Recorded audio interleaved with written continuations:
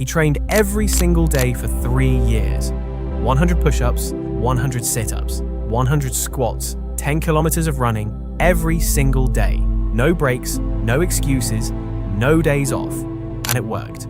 He became the most powerful being on the planet, literally unstoppable. He can end any fight, any monster, any villain, any level of threat with a single punch.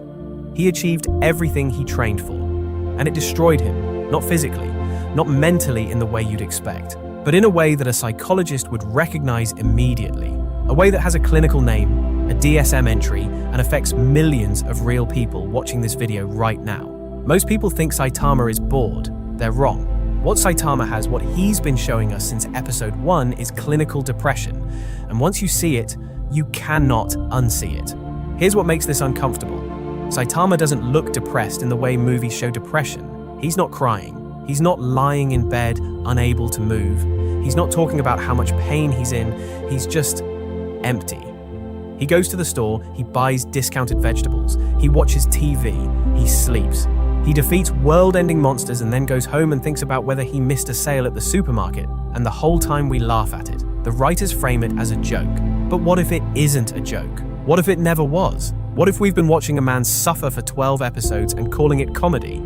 Let me show you exactly what I mean. The Diagnostic and Statistical Manual of Mental Disorders, the DSM-5, is the official clinical guide that real psychologists use to diagnose depression. It lists 9 core symptoms. To be diagnosed with major depressive disorder, you need 5 or more of them, and they need to be present for at least 2 weeks. Let's go through the list, and let's go through Saitama. Number 1, persistent low mood or emptiness. Saitama himself says it.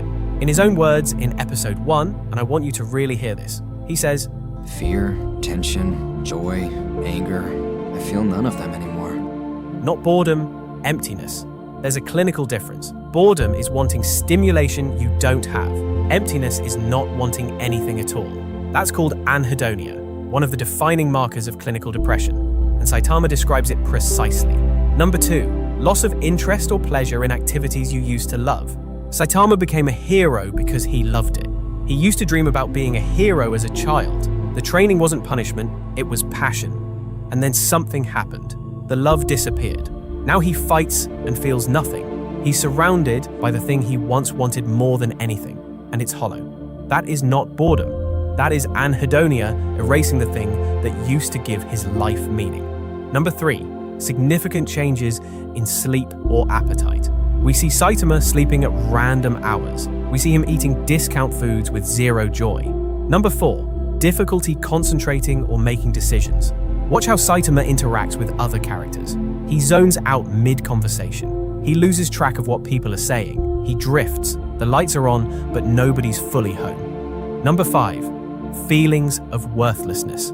This one is the gut punch. Saitama is the strongest creature in existence. He has saved the Earth multiple times, and he is constantly dismissed, ignored, and credited to other heroes. Nobody knows who he is. Nobody respects him. Now here's what depression does. It makes you feel worthless, even when the evidence says otherwise. And Saitama doesn't fight back against the dismissal.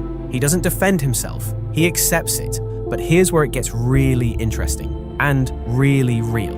Saitama's depression isn't random. It has a cause, and that cause is something psychologists actually study and document in real humans. It's called arrival fallacy. The term was coined by Harvard psychologist Tal Ben-Shahar, and it describes exactly this. The moment you achieve the goal you spent years chasing and feel absolutely nothing. Not happiness, not satisfaction, nothing. Because your entire psychological identity was built around the pursuit, the striving, the not yet. And when you arrive, when you actually get there, the engine that was powering your emotional life has no more fuel. There's nothing left to want. Athletes retire at the peak of their careers and fall apart. CEOs build billion-dollar companies and go numb. Students spend 5 years working toward a degree and feel hollow the day they graduate. This is a documented, researched, clinical phenomenon, and Saitama is the most perfect fictional representation of it ever put to screen. He didn't just train his body into invincibility, he trained his mind into a state where nothing, not fighting, not winning, not friendship, not love, can trigger the dopamine response that makes life feel worth living. His 3-year training regime didn't just make him strong, it caused his hair to fall out, which is a known physical symptom of extreme chronic stress and cortisol overload. His body was showing the damage before his mind could admit it. There is one scene in One Punch Man that I think about more than any other. Episode 1, early on. Saitama has a dream. In the dream, he's fighting monsters, and they're hurting him. They're actually doing damage, and look at his face. He looks alive. He's grinning. He's scared. He's feeling something. He wakes up, and the smile disappears. Because reality is worse than any nightmare. In reality, nothing can touch him. Nothing can challenge him. Nothing can make him feel the way his own dream just did. That scene is not a throwaway gag. That is a man who can only access emotion in his sleep. That is dissociation. That is a brain so depressed it can only remember what feeling alive means when the conscious mind is turned off. That scene is one of the most honest portrayals of severe depression I have ever seen in any medium, animated or otherwise. And it was in a comedy anime. Now I want to say something directly, not about Saitama, but about you. If any part of this felt familiar, not the superhero part, but the emptiness part, that feeling of achieving something and feeling nothing, or working incredibly hard and feeling like it doesn't matter, or being surrounded by people and still feeling completely alone. You're not broken, and you're not dramatic.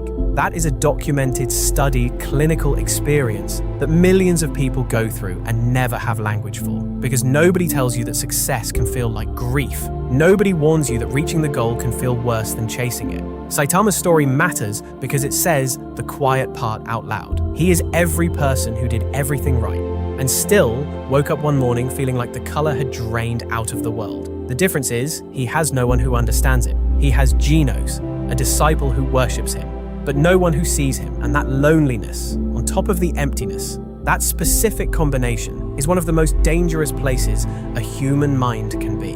The writers of One Punch Man gave us something rare.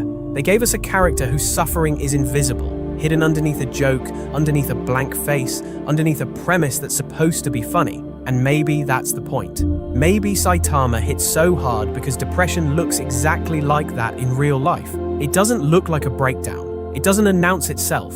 It looks like someone doing their shopping, eating their discounted vegetables, sitting in an empty apartment. Fine, totally fine. The most powerful person in the world, and no one thought to ask if he was okay. Subscribe if you want to see what psychology reveals about the characters you thought you already knew. I'll see you next week.